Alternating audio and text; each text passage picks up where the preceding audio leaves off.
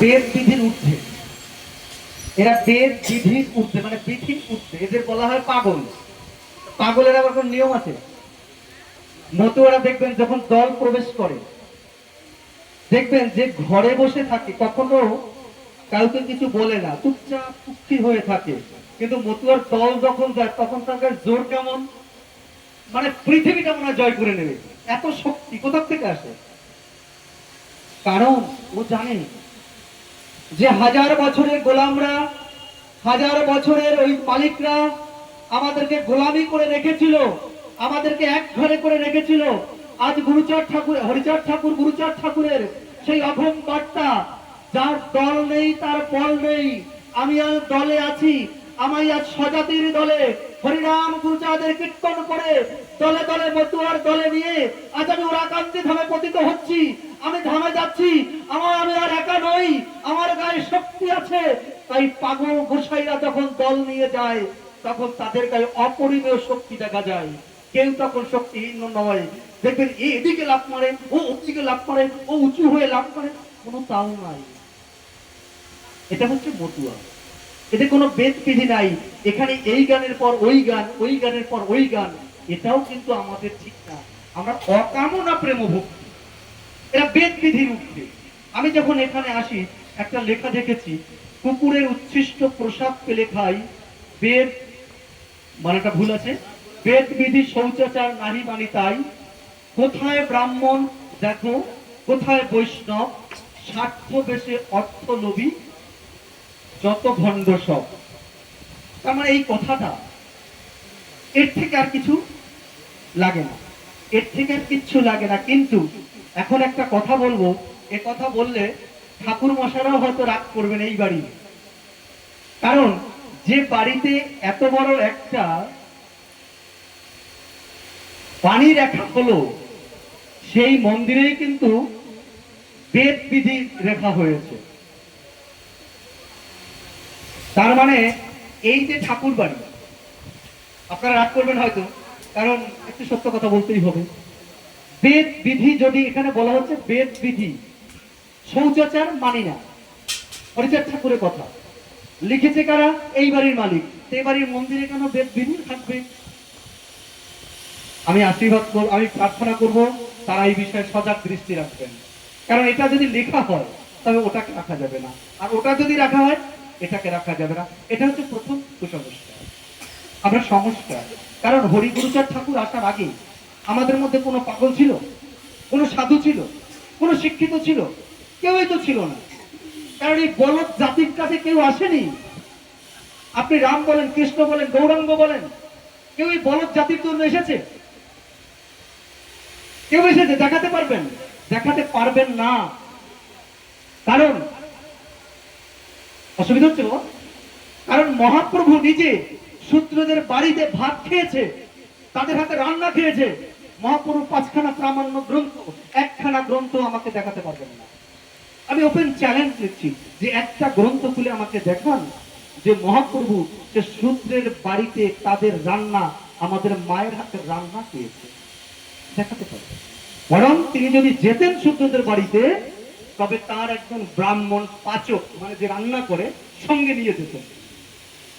তার মানে তোমার হাতে যে রান্না খায় না, তার সাথে তুমি কিসের প্রেম করবে?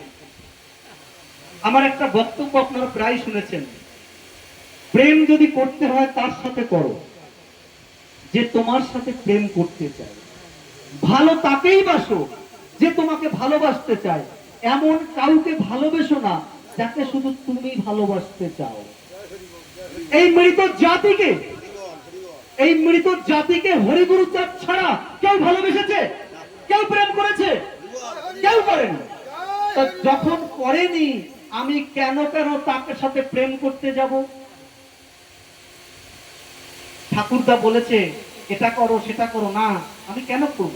ঠাকুরদার কথা যদি মানতেই হয়, তবে তো গুরুচাঁদ ঠাকুর তার বাবার বাবা, তার বাবার বাবা যশোমন্ত বৈরাগী, তাই তো? যশোমন্ত বৈরাগী তার মতো বৈষ্ণব ছিল কি? ছিল না। সেই যশোমন্ত বৈরাগী মানে এই বাড়ির পূর্বপুরুষ। তাদেরই তো রক্ত, তো বৈষ্ণব যশোমন্ত বৈরাগীর রক্ত তাদের শরীরে, অস্বীকার করতে পারবে না। ডিএনএ টেস্ট করে দেখা যাবে এই যে যশোমন্তদের রক্ত এদের শরীরে। এই যশোমন্ত বৈরাগীর বাড়ি, এত বড় বৈরাগী, এত বড় বৈষ্ণব। আচ্ছা বাবা, যশোমন্ত বৈরাগীর বাড়িতে কোন বৈষ্ণব এসে যশোমন্তর স্ত্রী হাতে রান্না কেন খেত না? কেন খেত না? তার মানে যখন খেত না, তবে বাবা এখানে ছুত অচ্ছুত আছে। তাই তো হরিচাঁদ ঠাকুর বলেলেন, কুকুরের উচ্ছিষ্ট প্রসাদ পেলে খাই, বেদ বিধি শৌচাচার নাকি মানি তাই। আবার বললেন, কোথায় ব্রাহ্মণ, কোথায় বৈষ্ণব, ওগুলো স্বার্থ বেশে সব। এই যে মায়েরা আজকে এখানে বসে আছেন, মায়েরা এখানে বসে আছেন। আচ্ছা মা, যে ধর্মগ্রন্থের মধ্যে আপনাকে অপবিত্র বলা হয়েছে, বলা হয়েছে নারী যদি মাও হয় সে অপয়া, অপবিত্র।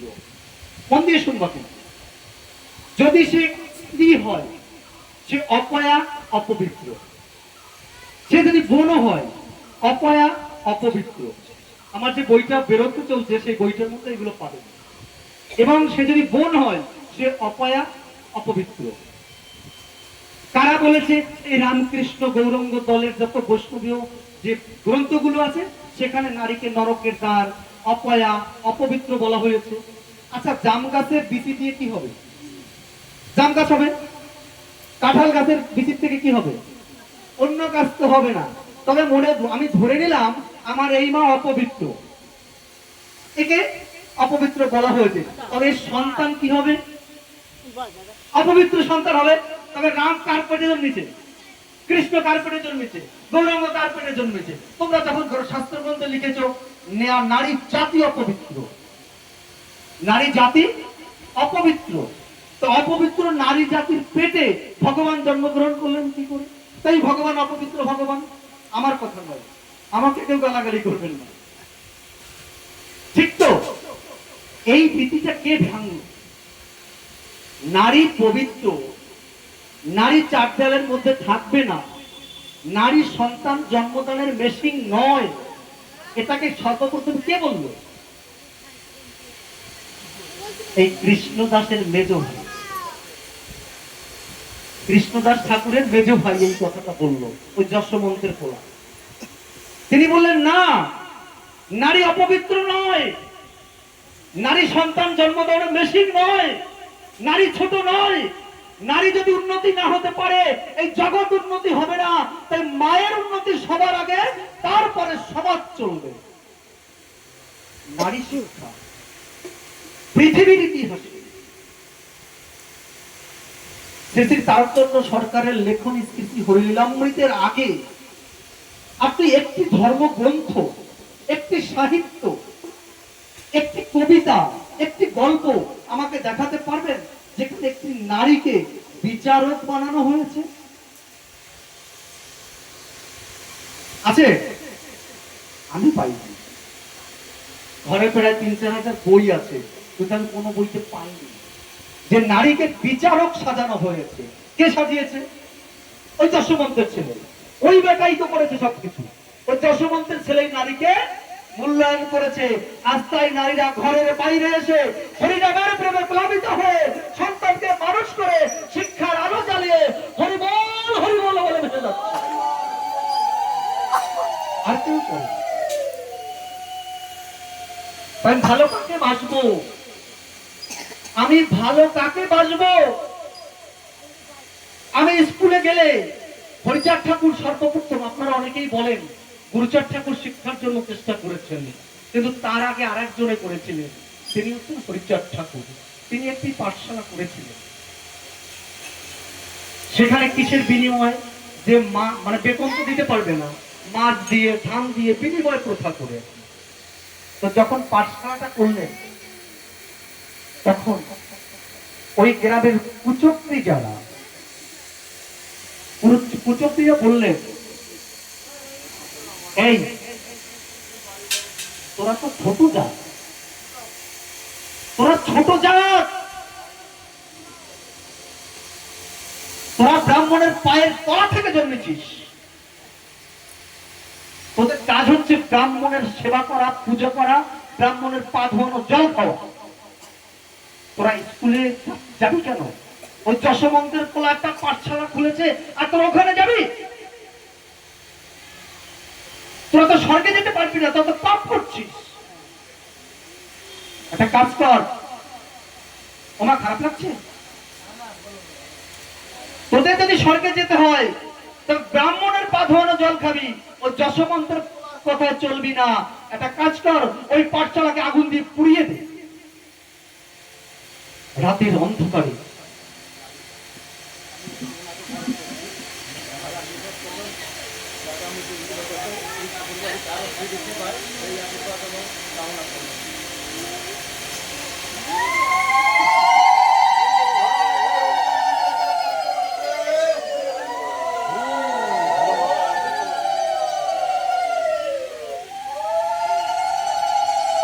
সেই রাতের অন্ধকারে আমার সমাজের এই বলদের দলগুলো, এই বলদগুলো না নিজেদের ভালো বোঝে না। এরা সেই পরের, আরে নিজের ঘরে যদি ভগবান থাকে অন্য ঘরে কি করে যাও? আরে তুমি যে আমার জাতের মানুষ, আমাদের যদি প্রেম করতে হয়, ভালোবাসতে হয়, আমার হরিগুরু চাপ থাকো। আর তারপরে কাকে ভালোবাসবো, কাকে ভালোবাসবো, এই বিধানটা কিন্তু আপনারা গানে গানে করেন। কি বলেন না? আমার হরিকে যে বলেন, জোরে বলেন, কি বলেন? আমার হরিকে যে ভালোবাসে তার মতো আর কি নাই। তাহলে পয়তা ধারিয়ে যাওয়ার কাছে যাবো কেন?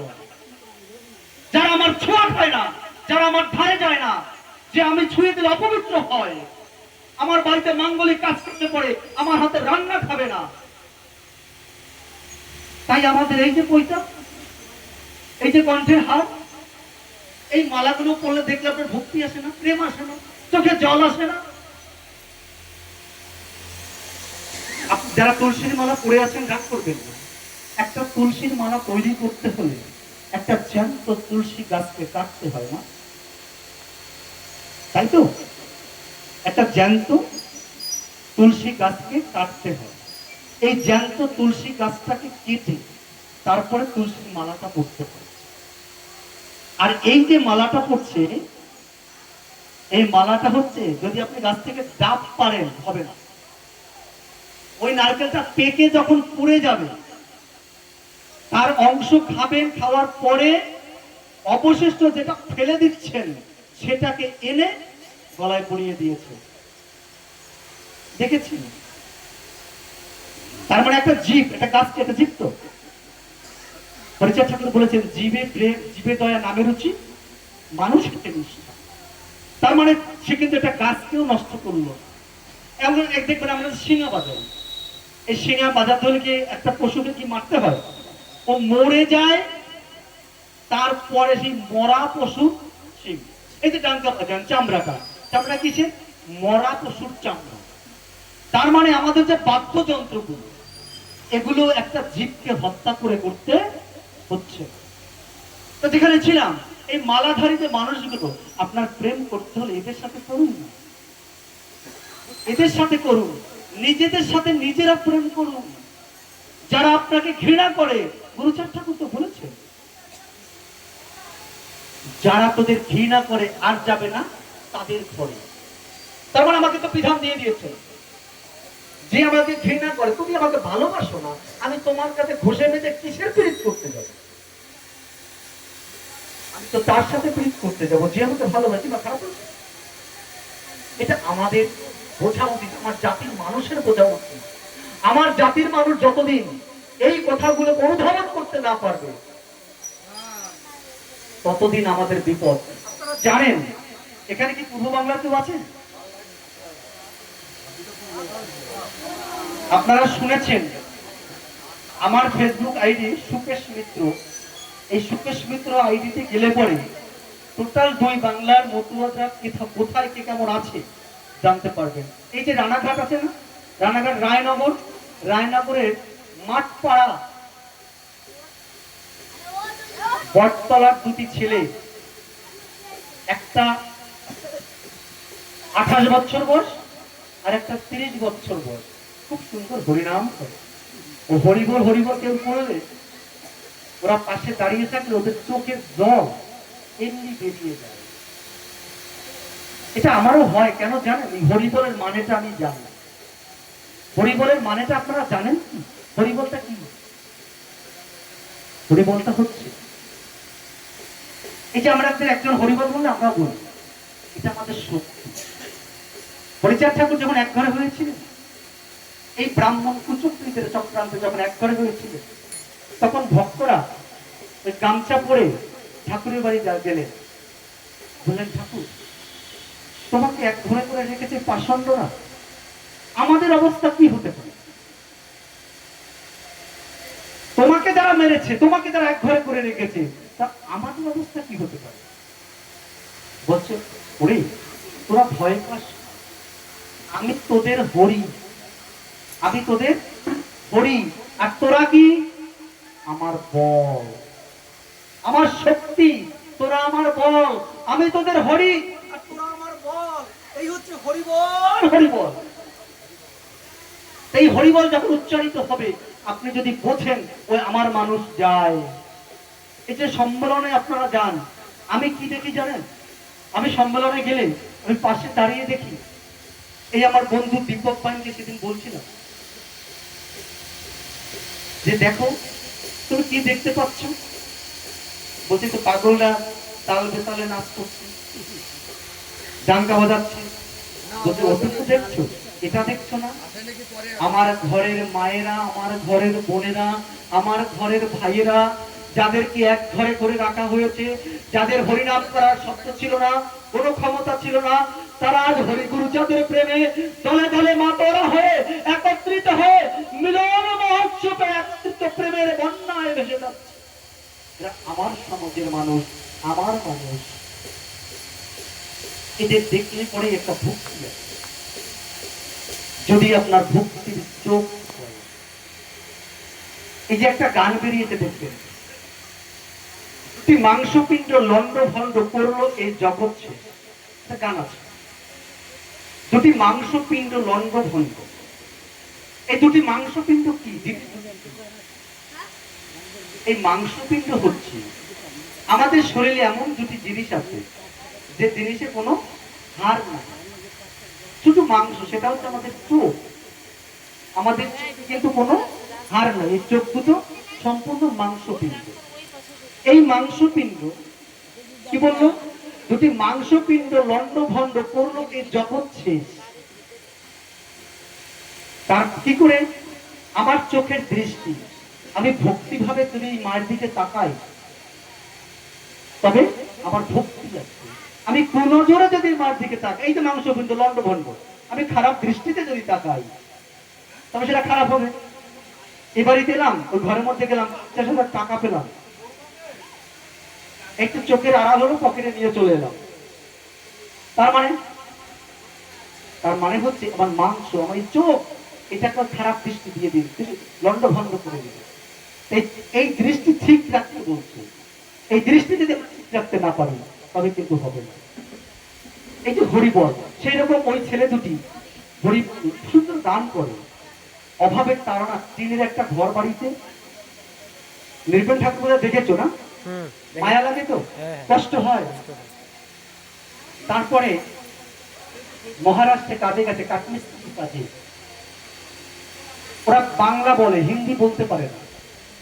মহারাষ্ট্রের পুলিশ এসে ওদেরকে বাংলাদেশি বলে ধরে নিয়ে জেলে ঢুকিয়ে দিয়েছে ডিসেম্বর মাসে। ফরেনার অ্যাক্ট দিয়েছে। ওই আইনে যদি কাউকে দেয়, ছাড়া পাওয়া যায় না।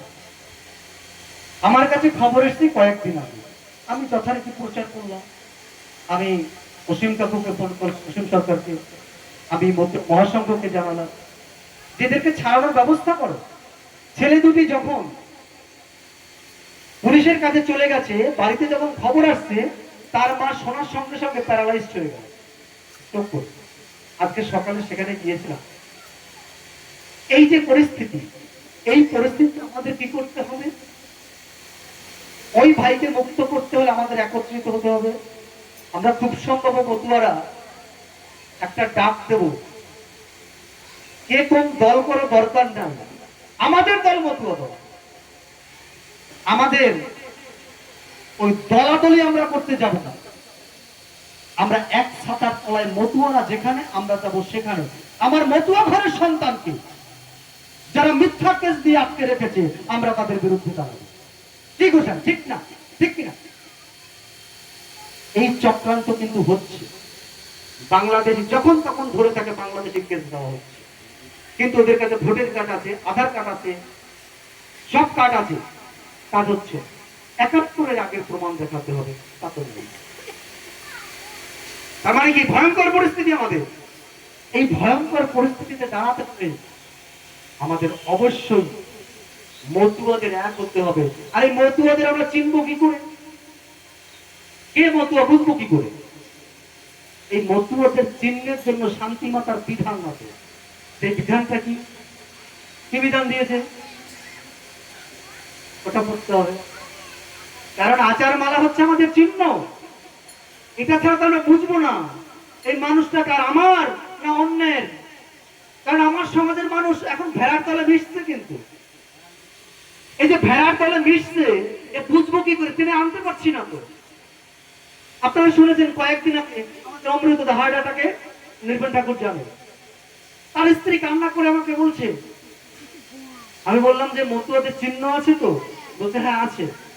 আমি ফেসবুকে একটা পোস্ট করলাম, প্রচুর মানুষে টাকা দিল, মানুষটা সুস্থ হয়ে বাড়িতে চলে এলো। এই আপনাদের পাল্লা, এখানে পাল্লা বাজার থেকে একটু ভিতরে অজয় শিকদার বই বিক্রি করে, দেখবেন ভ্যানে করে, এটা পাগল। তার মেয়ে, তার দায়িত্ব কারা নিচ্ছে? মতুয়ারা নিচ্ছে। এখন আমরা মতুয়াদের চেনাটা কি করি? আপনারা খারাপ ভাবছেন আমার কথা? মা চিহ্ন, এই মালা ধুয়ে জল খেলে ক্যান্সার রোগ সারে, এসব আমি জানি না। আমি সায়েন্সের ছাত্র, আমি এসব বিশ্বাসও করি না, আমি বুঝি না, কিন্তু আমি এটা বুঝি। আমার চিহ্ন, আমার চিহ্ন মতুয়ার মালা। তাই আমরা এই মালাটা আপনার ইচ্ছা না করলেও, ইচ্ছার বিরুদ্ধে হলেও করতে হবে। কারণ আমার সমাজের মানুষ, আমাদের একত্রিত থাকতে হবে। আমরা যদি একত্রিত থাকতে না পারি, তবে আমরা আর কতদিন ভেড়ার দলের সাথে মিশবো? যারা তোমাকে ঘৃণা করে। গুরুচাঁদ ঠাকুরের কাছে যখন সিএস মির সাহেব এলেন, মির সাহেব বললেন, বড় কর্তা, আপনার পিছনে এই লোকগুলো কারা? এই মানুষগুলো কারা? একটা লেংটি পরা, গায়ের চামড়া হাড় বের করা, গায়ে কাদা, দেখতে তেমন ভালো না, কারা এগুলো? বলছে এরা আকারে মানুষ, বলদ একদম। এরা নিজেরা নিজের ভালো বোঝে না, এরা অন্যের ভালোটা বোঝে। এরা অন্যের দলের চামচাগিরি করে, তাই এরা সত্যকে গুলিয়ে ফেলছে। আমাদের বিধান কি? ঠাকুর মশাই আমাকে বলেছিল আমাদের কর্তব্য সম্পর্কে দু একটা কথা বলতে। মতুয়াদের কর্তব্য কি? মতুয়াদের প্রথম কর্তব্য, আমি নৃপেন ঠাকুরকে বলবো, সর্বপ্রথম ঘুম থেকে উঠে বাবা মাকে প্রণাম করতে হবে। বাবা মাকে যদি প্রণাম করতে না পারো, তবে হরিচাঁদ ঠাকুরকে ডাকার অধিকার তোমার নাই। তুমি সে বংশের বংশধর হলেও তাই। এখন বৌমাদের কথা কি বলবো? সবার ঘরে টেবিল আছে, সবাই চায় হরিচাঁদ ঠাকুরকে ভালোবাসতে, সবাই না? এখানে যারা সবাই হরিচাঁদ ঠাকুরকে ভালোবাসেন তো? হ্যাঁ, সবাই ভালোবাসেন তো? হাত তুলেন তো, কে কে ভালোবাসেন? সবাই ভালোবাসে। আচ্ছা, হরিচাঁদ ঠাকুরকে সবাই ভালোবাসো। হরিচাঁদ ঠাকুর যা ভালোবাসতো না, তাও কি তোমরা ভালোবাসো?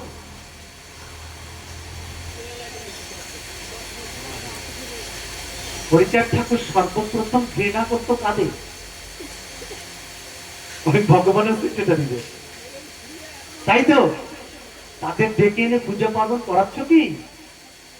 যদি করাও, তবে হরিচাঁদ ঠাকুরকে ভালোবাসাটা বলতে পারো। কারণ আমি যাকে ভালোবাসবো তার সব ভালোবাসবো, তার সবকিছু ভালোবাসবো আমি। সে আমার জীবনের জীবন, এই হৃদয় মাঝে বক্ষ কমলে তাকে করতে চাই আলিঙ্গন। তাই হরিচাঁদ ঠাকুর যা ঘৃণা করছেন সেটাকে আমিও ঘৃণা করব, কারণ আমি যে হরিচাঁদ ঠাকুরকে ভালোবাসি। ওই ব্রাহ্মণ্যবাদ লাঠি দিয়ে ভেঙে ফেলতে হবে, নচেত আমি হরিচাঁদ ঠাকুরকে ভালোবাসি এটা বলতে পারি না। যেটা আমি মায়েদের উদ্দেশ্যে বলছিলাম, একটা টেবিল, হরিচাঁদ ঠাকুরকে যদি ভালোবাসতে চান আপনার একদিনেও ঠাকুর ঘরকে প্রণামও করতে হবে না। আমার এই কাজটা যদি করেন হরিচাঁদ ঠাকুর আপনার কাছে আসবে, যদি না আসে আমার নামে কুকুর পুষবে, পরীক্ষা করবেন, প্রমাণ করে দিলাম। কি একটা টেবিল, একটা টেবিলের পায়া কটা? চারটে। একটা পায়া যদি ভেঙে যায় টেবিলটা দাঁড়াবে? এই চারটা পায়া কে কি? এই চারটা পায়ার উপরে একটা হরিচাঁদ ঠাকুরকে বসাবে। তো বসাতে হলে আমার কি করতে হবে? এই চারটা পায়া, এই টেবিল হচ্ছে আমার হৃদয়। এখন চারটা পায়াকে, এক পায়া বাবা, এক পায়া মা, এক পায়া শ্বশুর, আর এক পায়া শাশুড়ি। এই চারজন মানুষকে যদি আপনি যথাযোগ্য শ্রদ্ধা করে হৃদয় কমলে বসাতে পারেন, সেই হৃদয় কমলের উপরে হরিগুরুচাঁদ এসে বসবে। কিন্তু একটা পায়া যদি ভেঙে যায়, ভেঙে যাওয়া মানে আপনি অপমান করেন। শ্বশুর হোক, শাশুড়ি হোক, বাবা হোক, মা হোক, এই চারজনের একজনকে যদি আপনি অসম্মান করেন, মানে পায়া না থাকে, হরিচাঁদ ঠাকুরকে আপনি পাবেন? কোন কাজে লাগবে? ওই টেবিলের জায়গা হয় কোথায়? ভাগারে। কোনো কাজে লাগবে না। তাই টেবিল যদি ঠিক করতে হয়, বাবা মায়া, শ্বশুর শাশুড়ি একত্রিত করে ভাগ করে কাজ করবে। আমাদের কুসংস্কার আর সংস্কার, এই যে আগেকার দিনে মানুষ বলতো এই যে দাঁত উঠানে রাখলে আসতে যায়, ভবিষ্যৎ নষ্ট হয়, এটা একটা কারণ ছিল। যে কারণটা হচ্ছে যে শিশুরা যখন মাঠে উঠোনে দৌড়ি করে ওই দায়ের উপরে পড়লে সে কেটে মারা যায়, তাহলে ভবিষ্যৎ নষ্ট হবে। ঠিক আছে, কিন্তু দেখবেন এবারই হয় কিনা জানি না, এই যে ভোগের প্রসাদটা নিয়ে আসে, জল ছিটাতে ছিটাতে নিয়ে আসে কি? না না না, আরে না, এটা আমাদের মধ্যে অনেক জায়গায় দেখা যায়। আরে যেখানে হরিচাঁদ ঠাকুরের খাবার যাচ্ছে, উনি তো কাঙ্গালের হরি, উনি নিজে খেত, ভক্তদের খাওয়াতো। কি গোসাই আপনারা খাওয়ান না? আজকেও তো দেখলাম মায়েরা এক প্লাটো দেখাচ্ছে, তবে আমাদের তো জল ছিটানোর দরকার নেই। আবার আরেকটা দেখা যায়, ঠাকুর ঘরের সামনে ভোগ দেওয়ার পরে একটা পর্দা টানিয়ে দেওয়া হয়। এই আর এক চালাকি, মানে সেই বৈষ্ণবীয় বিধান। এগুলো মতুয় বিধান না, ঠাকুর সবাইকে নিয়ে খেতেন। আমার ঠাকুর খাবে কি আমি দেখবো এখানে বসে। যাই হোক, আর বেশিক্ষণ বলবো না, আমি একটা অনুষ্ঠানে যাব। সর্বশেষে আপনাদের একটা কথা বলব, পঞ্চ সহদর পতিত পাবন কিন্তু হইলা অবতার। এই পঞ্চ ভ্রাতা আমাদের কাছে অত্যন্ত গর্বের, কারণ কৃষ্ণদাস ঠাকুরের অবদান অনেক। হরিচাঁদ ঠাকুরের, যেমন আমারটাই বলি, আমি সারাদিন দুটো তিনটা অনুষ্ঠান করে বেড়াই। আমার বাড়িটাকে সামলাচ্ছে, আমার স্ত্রীর বাড়ি থাকে, তিনি থাকেন কোর্টে। এবার বাড়ি, আমার একটা মেয়ে আছে, এইটা কে দেখছে? আমার দাদা। আমাদের জয়েন্ট ফ্যামিলি, দাদা বৌদি। তার মানে আমার দাদা যদি আমাকে নাম প্রচার করতে না দিত, আমি করতে পারতাম? যদি বলতো এই জয়, ওইসব বাদ দাও, বাজার করতে যাও, রেশম ধরতে হবে, আমি আসতে পারতাম? তার মানে হরিচাঁদ ঠাকুরের প্রচারের জন্য এই পঞ্চ ভাইয়ের অবদান কোন অংশে কম নয়। এবং এই যে বারুণী, এটা হচ্ছে আমাদের জন্ম জয়ন্তী উৎসব। আচ্ছা, আপনারা কি জানেন এই জন্ম জয়ন্তী কে শুরু করেছেন? হরিচাঁদ ঠাকুরের জন্ম জয়ন্তী উৎসব সর্বপ্রথম কে করেছেন বলতে পারবেন কেউ? গোসাই বলতে পারবো না? গোসাই বলতে পারবো? মা বলতে পারবো? হ্যাঁ বলবো না, দেখলাম কেউ পারে কিনা। আসলে তো সব কিছু কিছু বইতে লিখছে, সবাই তো লেখেনি, যেহেতু লীলাম্বরীতে নাই, তা মানুষ জানবে কি করে? হরিচাঁদ ঠাকুরের ছোট ভাইয়ের নাম হচ্ছে স্বরূপদাস ঠাকুর। স্বরূপদাস ঠাকুরের বড় ছেলে তো যজ্ঞেশ্বর ঠাকুর। এই যজ্ঞেশ্বর ঠাকুর হচ্ছেন হরিচাঁদ ঠাকুরের ভ্রাতুষ্পুত্র। যখন হরিচাঁদ ঠাকুর 1878 দেহ রাখলেন, তখন 3 দিন না খেয়ে বিচলির গাদার মধ্যে মাথা ঢুকিয়ে বসেছিলেন, আমার জ্যাঠা মশাই চলে গেছে, এই দেহ আমি রাখবো না। এই দেহ বিসর্জন দেওয়ার জন্য যজ্ঞেশ্বর ঠাকুর মৃত্যুবরণ করতে গিয়েছিলেন, কিন্তু মারা যাননি। পরের বছর ওই জন্মদিনে যজ্ঞেশ্বর ঠাকুর পদ্মবিলায় সর্বপ্রথম শ্রী শ্রী হরিচাঁদ ঠাকুরের জন্মদিন পালিত করেন। বেশ কয়েক বছর করেছিলেন, করবার পরে তারপরে গিয়ে গুরুচাঁদ ঠাকুর ওরাকান দিতে শুরু করলেন। তাই আমি একটা দাবি তুলেছি যে জন্ম জয়ন্তী উৎসবের প্রতিষ্ঠাতা যজ্ঞেশ্বর ঠাকুর, এই যজ্ঞেশ্বর ঠাকুরের একটা মূর্তি ঠাকুর বাড়ির গেটে রাখা হোক। খারাপ বলছি? আর একটা চাইছি, এটা আপনাদের মতামত একটু জানাবেন। যদি আপনারা চান, এটা সর্বপ্রথম আমি শুরু করেছি, আমার বইয়ের মধ্যেও আমি লিখতে চলেছি, হয়তো 1-2 মাসের মধ্যে প্রকাশ হবে।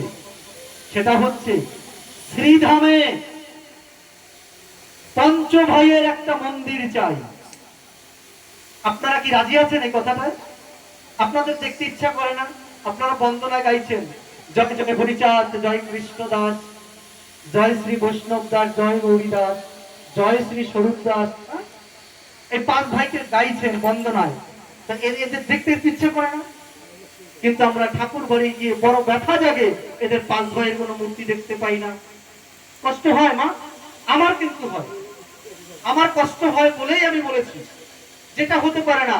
5 ভাইয়ের অবদান যখন লীলামৃতে রয়েছে, 5 ভাইয়ের নাম যখন লীলামৃতে আছে, তখন ঠাকুর বাড়িতে এই 5 ভাইয়ের মূর্তি দেখতে চাই, মন্দির দেখতে চাই। রাজি?